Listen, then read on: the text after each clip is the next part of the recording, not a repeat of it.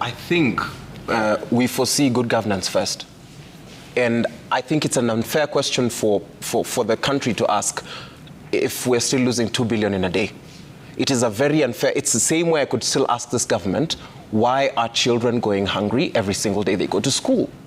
What next with the corrupt governors? What next with the people who consistently have cases of graft and rape and killings, who are walking free in the corridors of power? What next with them?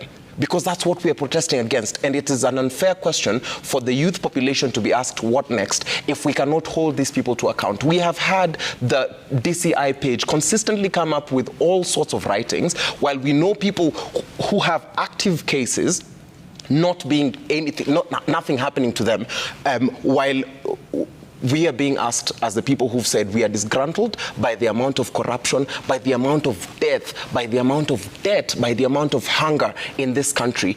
I think it is an unfair question for us to ask. So what we are saying is, we want this issue of corruption sorted out first, because that is possible to sort out without going into another election. Okay, but you want everybody out? Yes. So then how is the corruption sorted? You do realize that the people who are perpetrating this corruption are the same people that are in office.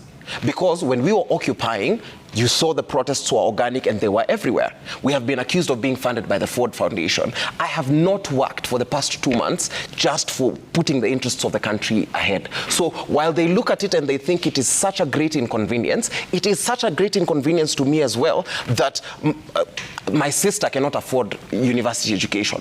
Lucky for her that she's already privileged, she's already joined. There are people who can no longer join university because of how expensive education has become. There are people who are going to miss out on jobs because they cannot find certificates of good conduct because they are exorbitant. People want them to pay bribes. There are people who will not be able to travel to go and change their lives, whether it's education, who cannot get passports. There are people who will not get identity cards, and therefore their lives are being delayed. So why don't we ask these questions to the people who are looting our future? Because what we are doing when we say Ruto must go, we are just shedding a light and we are pointing a mirror at him and saying, Mr. President, this is what you're giving us and it's not working for us. He is so obsessed with the destruction of property such that when he comes after the police force has killed over 40 people, he takes 11 minutes for him to first condole with us, obsessing over property. What are you doing about the people who are stealing from our future? That's part of what we're interested in knowing. Before we figure out what next steps are, we want this current generation, this current crop of leaders to tell us what it is that they're doing for us currently. Because as it stands, it does not serve us. It does not serve the people that the sovereign people of Kenya. It does not serve us. So we'd rather not have a system at all, because the system we have currently does not work for us. Okay, Wanjiru, a quick one before we take a break and go to X Spaces. If Ruto leaves